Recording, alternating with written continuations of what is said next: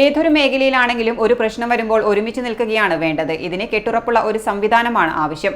പ്രത്യേകിച്ച് സിനിമ മേഖല പോലെയുള്ള വലിയൊരു സംഘടനയ്ക്ക് ഇത്രയും താഴെ പോയിടത്തു നിന്നും കരകയറ്റണമെങ്കിൽ നിശ്ചയദാർഢ്യത്തോടെയുള്ള നടപടികൾ വേണമെന്നും ഗായത്രി വർഷ പറഞ്ഞു. ഹേമ കമ്മിറ്റി റിപ്പോർട്ടിലെ വിവരങ്ങൾ പുറത്തു വന്നതിന് പിന്നാലെ നടന്മാർക്കെതിരെ ഉയർന്ന ആരോപണങ്ങളിലാണ് ഗായത്രി വർഷയുടെ പ്രതികരണം.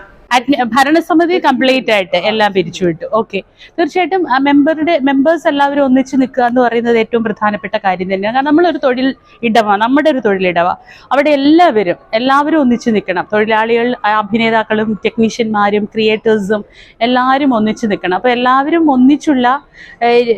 എല്ലാവർക്കും ഒന്നിച്ച് നിൽക്കാൻ പറ്റുന്ന, ചേർന്ന് നിൽക്കാൻ പറ്റുന്ന രീതിയിലുള്ള ഒരു പുതിയ സമീപനം ഉണ്ടാവണം. സംഘടന വേണം, സംഘശക്തിയും ഉണ്ടാവണം. ഓരോരുത്തർക്കും ഉണ്ട്, തൊഴിലവകാശങ്ങളുണ്ട്, അവകാശങ്ങളുണ്ട്, അങ്ങനെ എല്ലാ രീതിയിലുള്ള അവകാശങ്ങളുണ്ട്. അതിന് സംഘടന തന്നെ വേണം.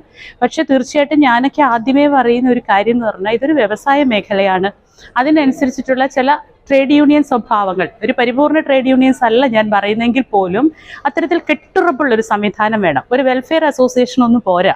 വെൽഫെയർ അസോസിയേഷന്റെ മാനദണ്ഡങ്ങൾക്കകത്ത് നിൽക്കുന്ന പ്രശ്നങ്ങളല്ല സിനിമ പോലെയുള്ളൊരു തൊഴിലിടത്തുള്ളത്, അല്ലെ ഒരു സാംസ്കാരിക വ്യവസായ മേഖലയിലുള്ളത്. അതിന് കുറച്ചുകൂടി മറ്റൊരു കാഴ്ചപ്പാട് വേണം, കുറച്ചുകൂടി കെട്ടുറപ്പുള്ളൊരു സംവിധാനം വേണം, കൃത്യമായ ജനാധിപത്യ ബോധം വേണം. അങ്ങനെയൊക്കെയുള്ള രീതിയിലുള്ള ഒരു പുതിയ അഡ്മിനിസ്ട്രേഷൻ, പുതിയ സംഘശക്തി, പുതിയ സമീപനം, ഒരുപക്ഷെ ഇപ്പം നിൽക്കുന്ന ബൈൽ ഓഫ് മെമ്മോറാണ്ടം പോലും അതിന് മതിയാവാതെ വരും.